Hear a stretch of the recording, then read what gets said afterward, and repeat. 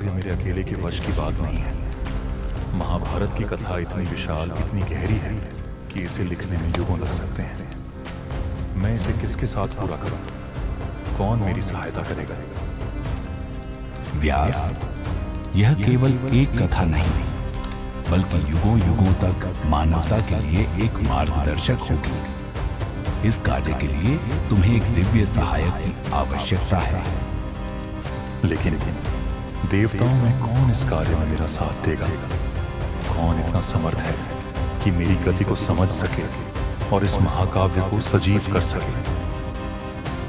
व्यास, तुम्हें गणपति से सहायता लेनी चाहिए।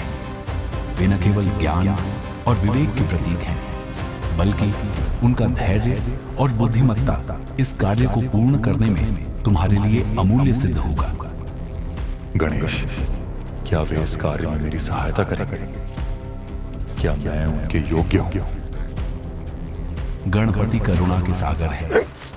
वे तुम्हारी भक्ति और संकल्प को देखेंगे। उनकी शरण में जाओ और अपनी विनम्र प्रार्थना से उन्हें इस कार्य के लिए मनाओ।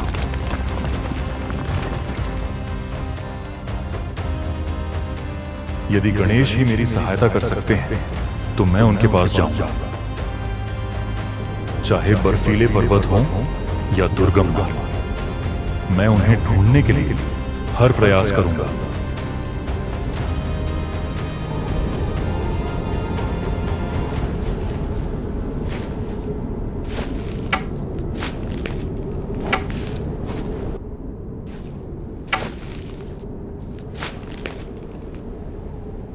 आओ व्यास, मैं तुम्हारी प्रतीक्षा कर रहा था।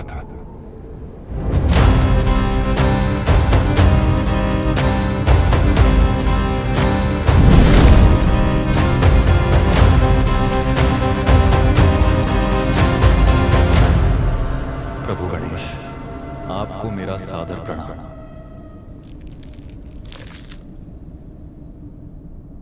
मुझे महाभारत जैसे महान ग्रंथ को लिखने का कार्य सौंपा गया है, लेकिन यह अकेले मेरे बस का नहीं। मैं आपकी सहायता के लिए आया हूं। व्यास, तुम्हारी भक्ति और ज्ञान ने स्वर्ग तक को प्रभावित किया है। मैं तुम्हारी सहायता करूंगा, लेकिन मेरी एक शर्त है। कृपया बताइए प्रभु, आपकी क्या शर्त है? मैं बिना रुके लिखूंगा, लेकिन तुम्हें बिना झिझक और बिना रुके कथा सुनानी होगी। यदि तुम रुके तो मैं लिखना बंद कर दूंगा। यह उचित है प्रभु, लेकिन मेरी भी एक विनती है। यह कथा केवल वर्तमान के लिए नहीं है, यह आने वाले युगों के लिए भी है। इसकी गहराई और अर्थ कभी खोने नहीं चाहिए। इसलिए मैं कुछ श्लोक जटिल बनाऊंगा। आप उन्हें तभी लिखें जब आप उनका अर्थ समझ लें। बहुत चतुर हो तुम व्यास। मुझे यह शर्त भी स्वीकार है। आओ व्यास।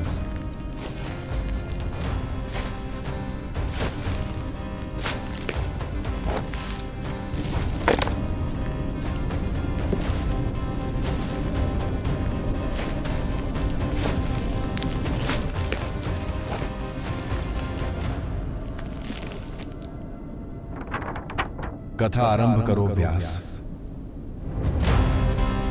नारायणं नमस्कृत्य नरं चैव नरोत्तमं देवीं सरस्वतीं चैव ततो जयम् उदीर्ये।